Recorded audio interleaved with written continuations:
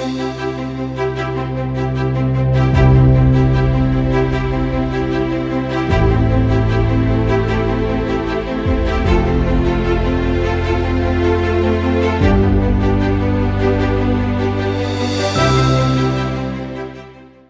everyone. This is Rochelle Rizzi of Vrai, and today I'm here with Annie Peck of Annie Francis Style Consulting. And I'm really excited to bring her here today because I know she has a really lovely transition story, and I think that it'll be inspiring to everyone. Welcome, Annie. Thank you. Thank you so much. Happy to be here. So, Annie, we were introduced through a mutual friend, and she told me that your story is one that we have to share. So, just take it from the beginning because I'm just getting to know you, and I can already tell like the energy of your entrepreneurial journey is one that's going to inspire a lot of people. Yes. And it is that, with entrepreneurs, you think you do the path and want to follow along. And if you stick to your guns, in your heart it's the right way. So that was sort of how it started. So my background's in therapy. So I'm a licensed therapist and went to school for that. And all the while I was going to school for therapy, grad school, I was doing styling at actually J. Crew, just the, J. Crew, little American khakis, simple clothing, but a lot of fun. So I would take the, kids, inner city kids I was working with and was stressful. And then I'd be able to go to just dress people, make them feel really great about themselves and from the outside in.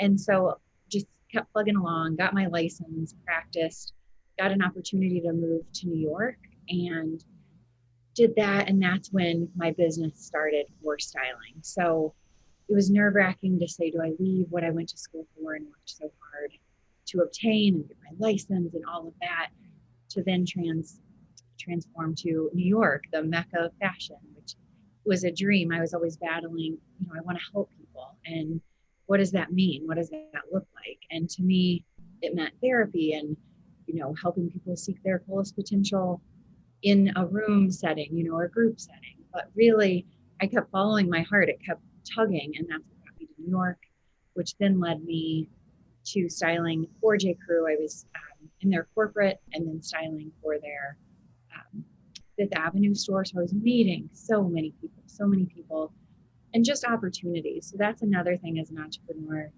helping other people, helping the next person, being given a chance. There was, people liked the way I worked. So they'd say, hey, you'd be great at commercials. Why don't you try out being an assistant? You're schlepping. It's high. It was nerve wracking, but just putting yourself out there is part of it, big time. And so doing that and being given the opportunity and then, testing it out. So that was a lot of New York, was just being given chances, taking the chances.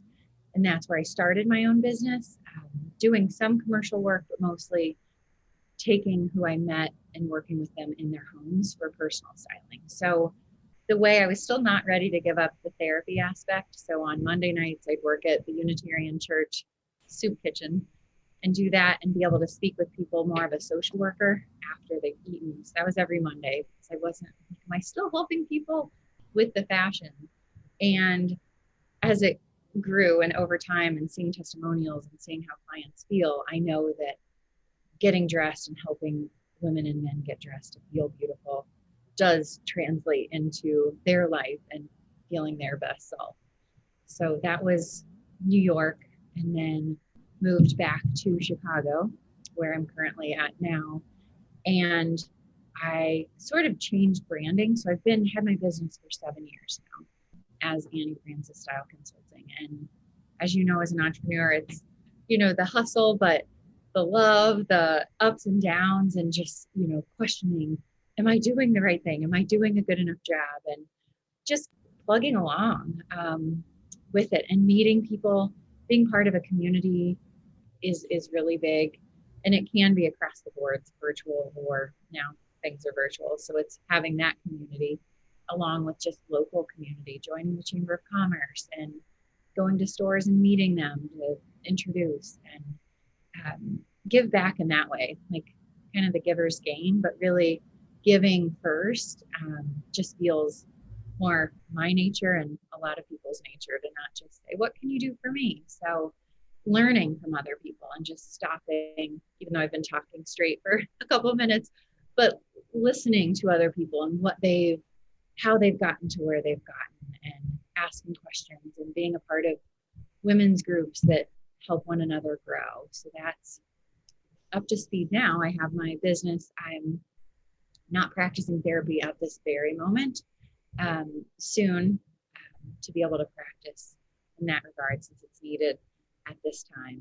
But the therapy world has really just lit me up. Like I'm on a high after each time I work with a client, because I can see it in their eyes, or when they look in the mirror, to say, oh, this does look good. And so it just reinforces, like, clothing isn't just what's on trend, it's how it can make someone feel. Yeah, I was going to ask, what would be like the tertiary reason for them coming to you? It's not like I just want to freshen up my wardrobe. There's always something in us that drives us to look for change. So what kinds of stories do you hear from people that drive them to pick up the phone and say, hey, I think you can help me? Yes. And that's what I love. I think it's my website that says, licensed therapist, that there's a trust there, because it is very vulnerable. Someone comes in your home and you're looking through the closet, and oh, what if it has pit stains, or it's ripped, or it's sentimental, or it's, people do get attached to things. Um, but the calls are typically, it might be a weight gain situation, or just wanting to feel alive again. I feel so dull getting dressed. And um, I just had my first transgender client, and it was just amazing that she trusted me.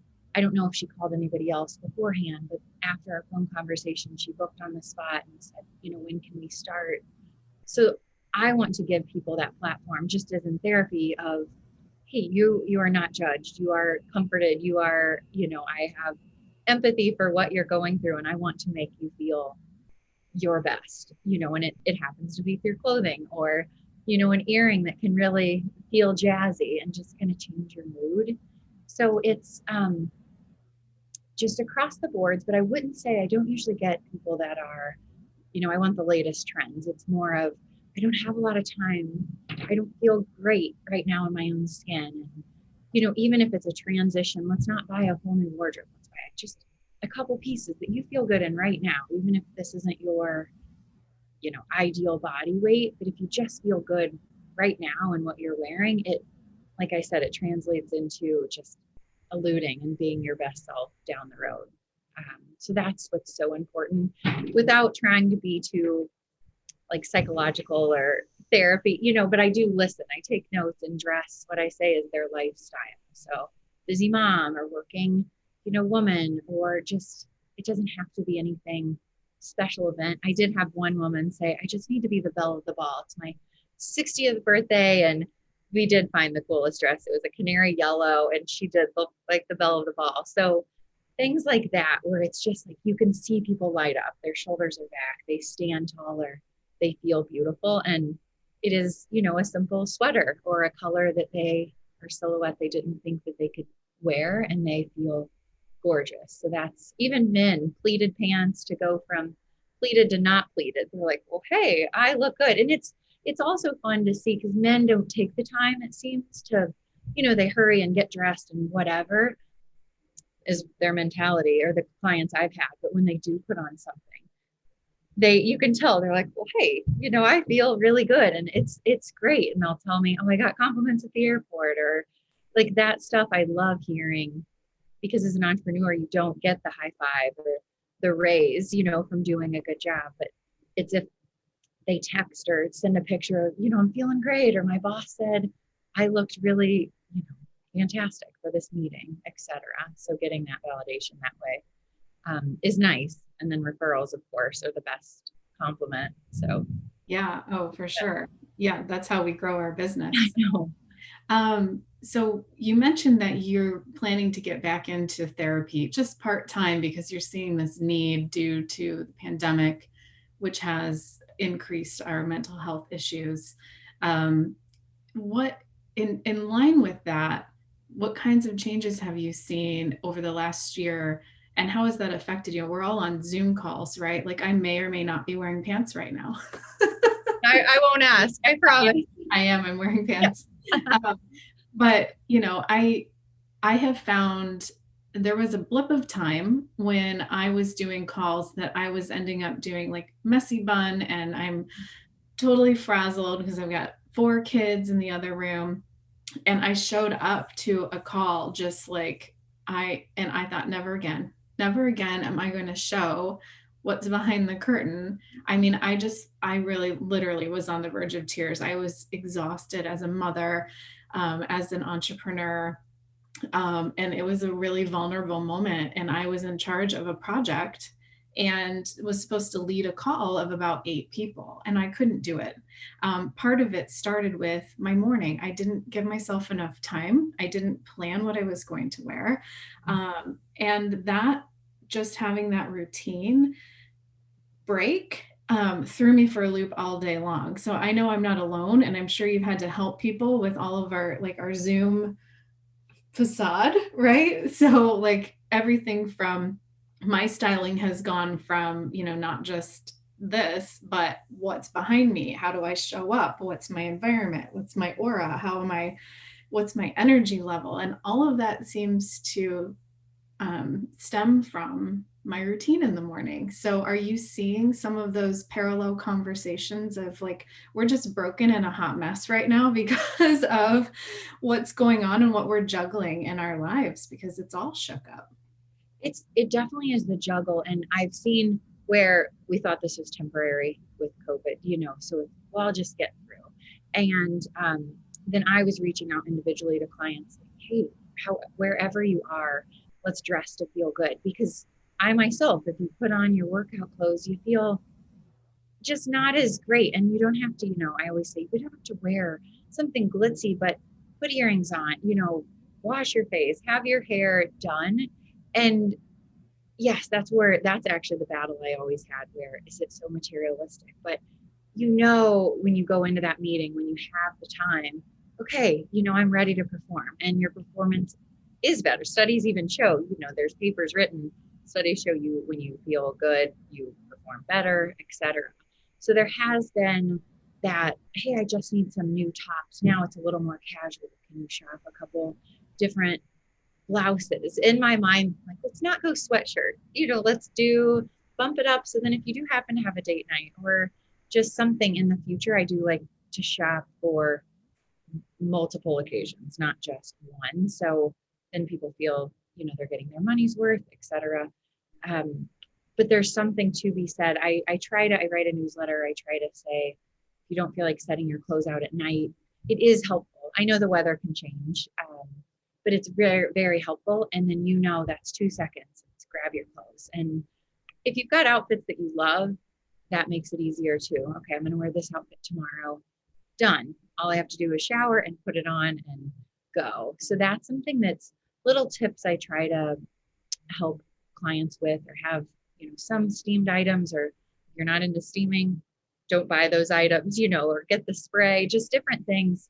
Again, it's for your lifestyle, and what works with feeling stressed. But as you're saying, you put on something good. And like anyone, you put on something and it is like, there could be chaos in the background, but you just feel present and grounded and ready for whatever is ahead of you.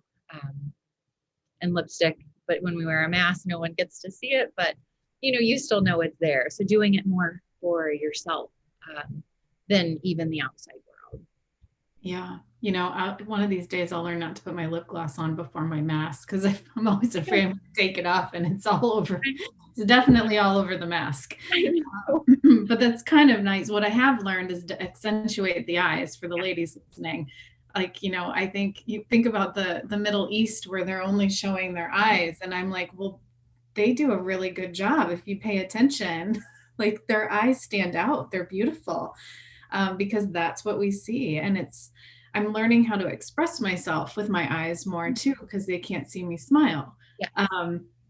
Those that lack of connection there, is something that has really bothered me, like going to the grocery store with, mask wearers. I mean, I'm all for it and I want everybody to be safe.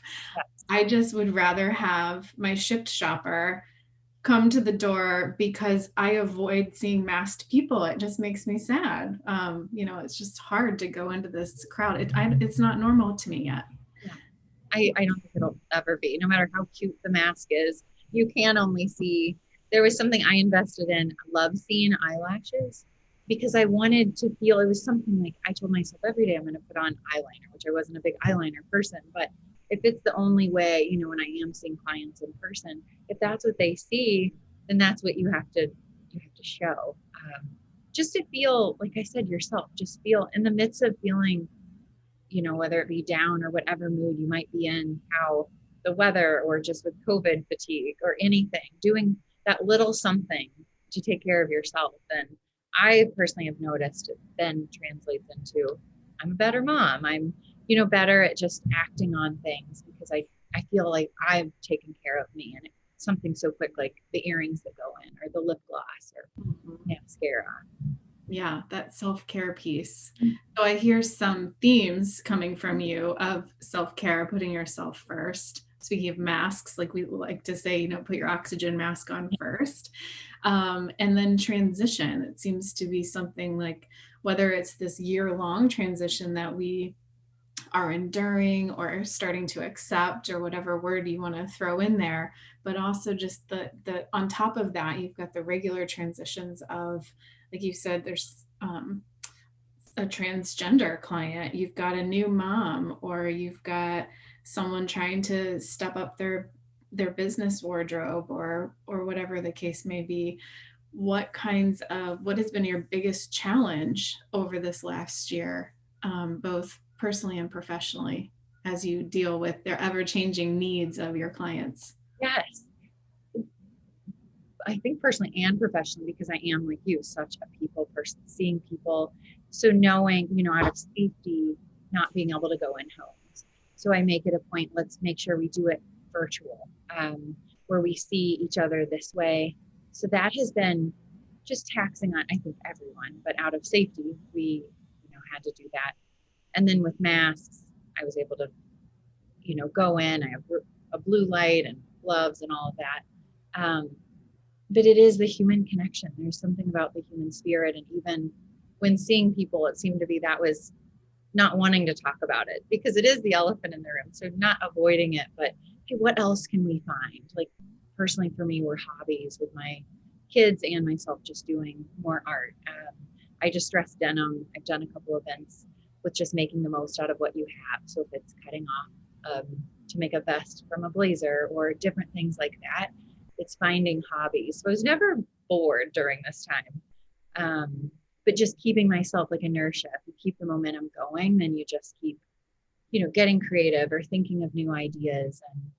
And it was easy to get like, oh, it's exhausting, like physically, mentally.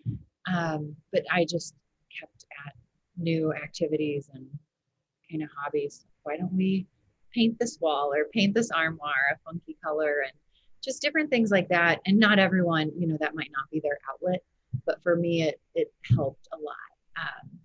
But then gave me new ways to show clients, hey, what if you could do this with, you could bedazzle something, uh, just to show, yeah, Bedazzling. it's been a while, but the hot glue gun, I did some things live on social media just to say, hey, during your lunch break, because people aren't traveling and getting up and going someplace. So just to bring light, I feel lucky that I've been given an enthusiastic personality, that I can try to keep things light, not naive, but keep things just fun when possible is my goal. But still having that understanding view that not everything is peachy all the time. Yeah, that's for sure. Well, and I like that you said make the most of what you have. And I think that's sometimes, whether you're an entrepreneur or a mother or a father or a coach or whatever the case may be, everybody's been affected by this. And I think we're always feeling that. I think there is a level of acceptance coming to most of us, as we accept that this may take longer than we thought to come out to be whatever the new normal is. Mm. But if we're constantly feeling disappointed, maybe it's because we're not being present enough and making the most with what we have, because we're just constantly thinking about what we lost or what we can't have.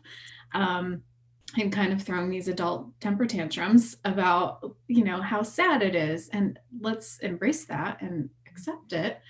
And also, like you said, make the most of what we have right here and right now, because with that, perhaps that's where the growth and creativity come. I firmly believe that my biggest pivots and changes and creative ideas have come in the darkest of days. And I feel like the darkest of days with the pandemic is actually going further behind us. Mm-hmm. Maybe it's a mental shift for most people, or maybe it is just facts. I know in Michigan, our numbers are still climbing as far as COVID cases. But for some reason, we're all starting to, maybe it's springtime, maybe that's what it is. The sun is out and there's just a different level of energy. The gray skies are starting to clear.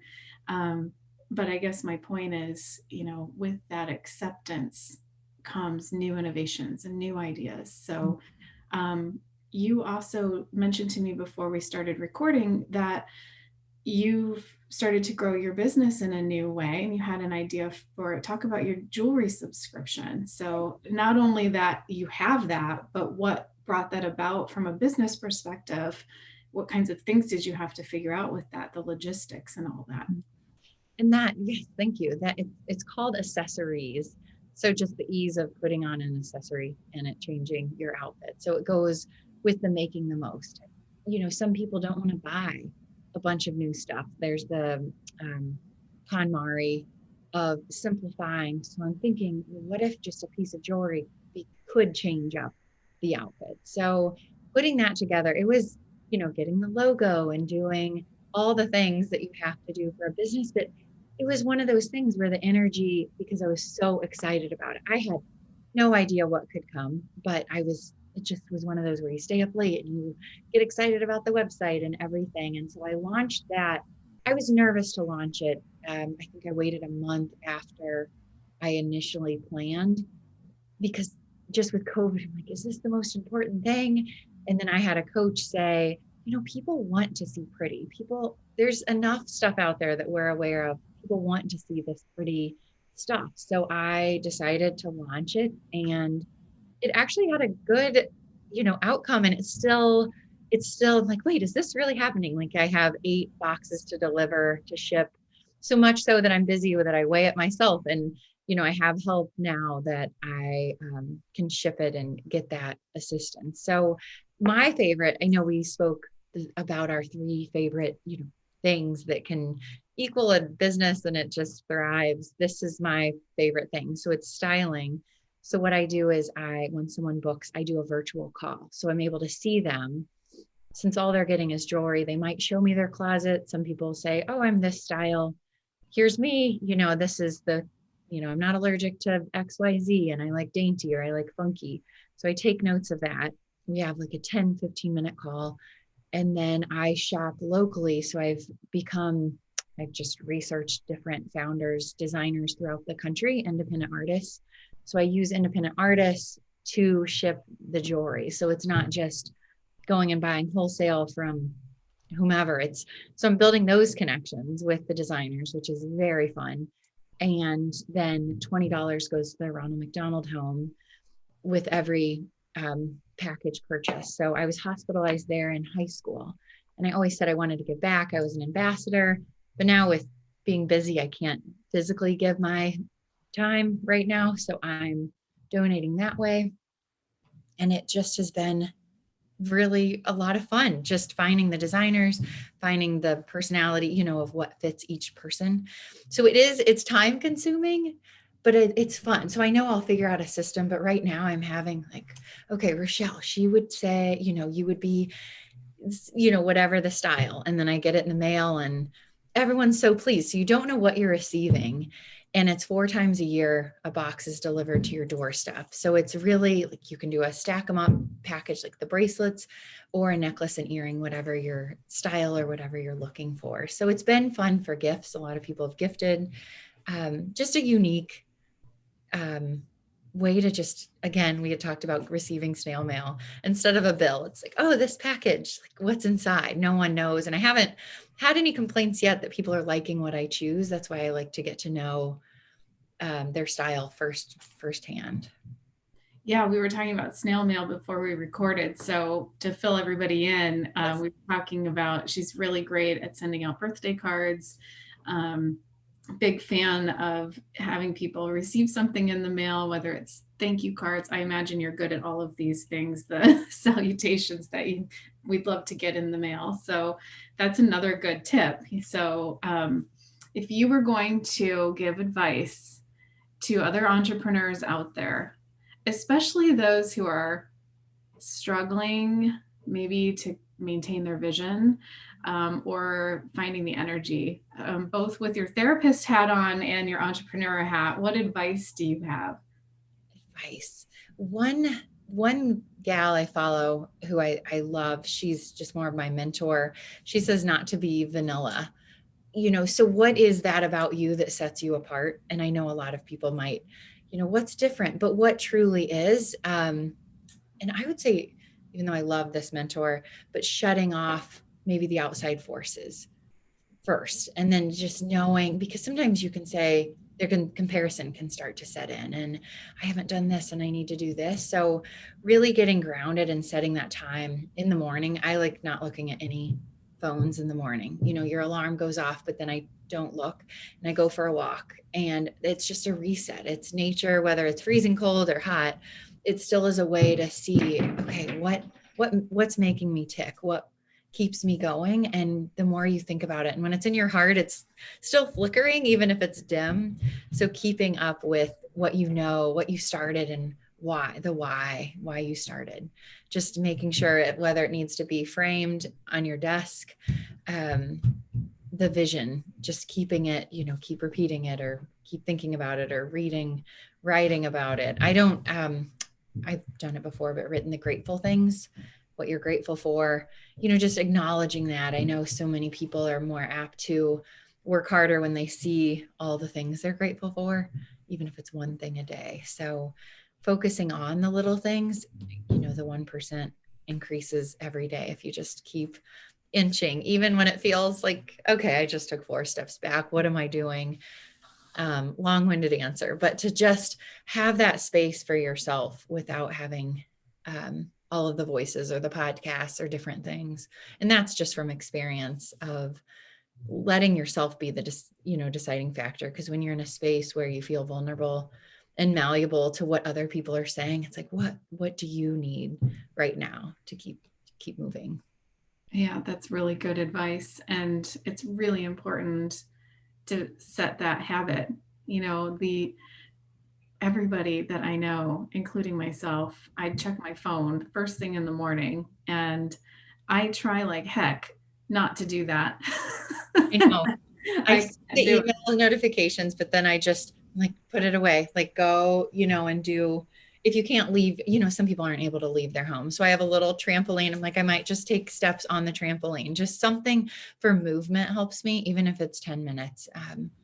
It just gets my brain almost out of your head, but still in your head to think Yeah. what needs to happen that day. Yeah. Well, it's very Mel Robbins esque. I love that she high fives herself every day, and it's about discipline. Having that self discipline to just get out of bed and do the right thing and set yourself up for success for the entire day in 5 minutes. Like, there's no excuse for it. And Well, I tell I'm myself that in the morning. I know. Well, her science background of it, you can't fall back asleep and get solid sleep anyway. So you might as well just wake up after your alarm.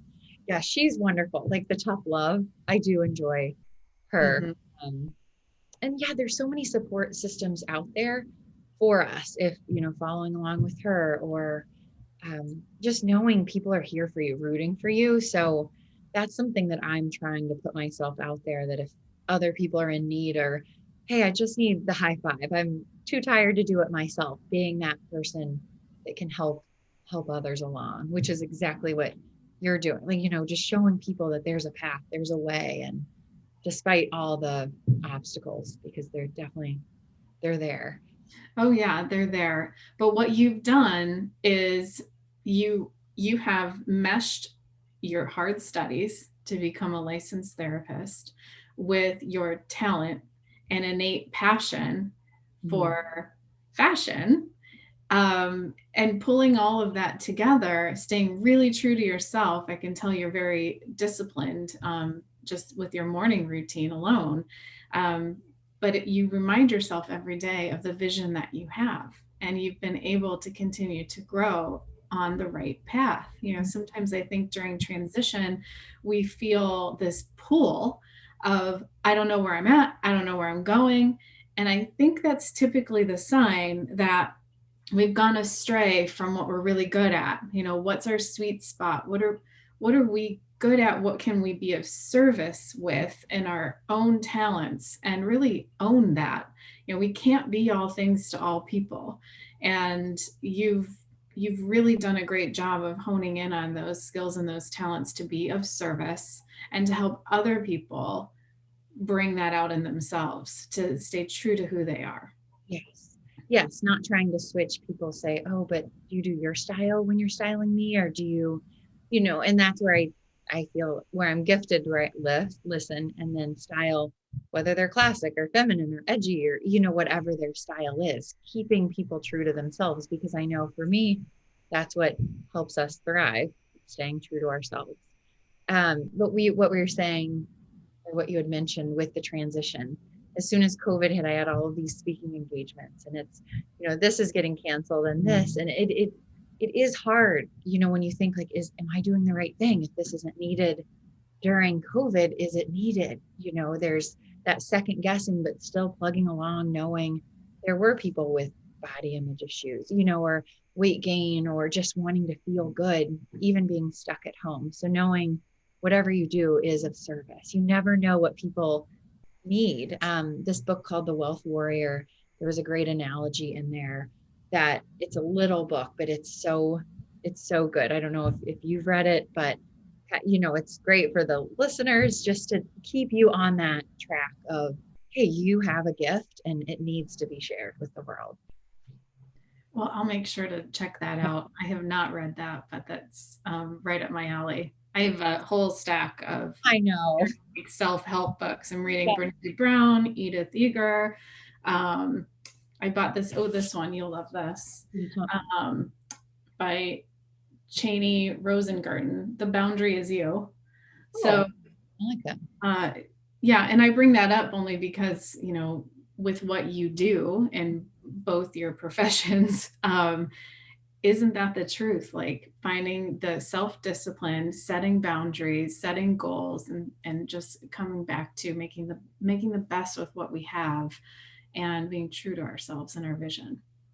Yes, it is the name of the game. So I know, and knowing, different modes of whatever you're in, but keeping true to that. And it's tough when other things are happening and that's needed, and your hours can be put in maybe in the middle of the night or, something, but knowing that you have to make that time, carve it out, whatever it looks like at whatever time that you need, to make sure you aren't giving up on this, because that takes a toll alone when you aren't, trying to go for the dreams that you have. Well, thank you, Annie, for sharing your story. It's incredibly inspirational. I know that it's hard to cover that in 30 minutes or less. And I'm sure that throughout your journey to New York and then to Chicago and building a family, there are a lot of interesting nuances that we could have touched on. So thanks for keeping with the entrepreneurial thread, but I want to honor the fact that you're at an amazing point in your career, and it took a lot of focused energy to get here. So kudos to you. I can't wait to see where you grow. I hope you'll stay in touch, and I hope that the community feels the service of this interview today. I hope so too. Yes, you were wonderful. Thanks for giving me this platform. Well, thank you, Annie. Have a great day. You as well. Bye-bye.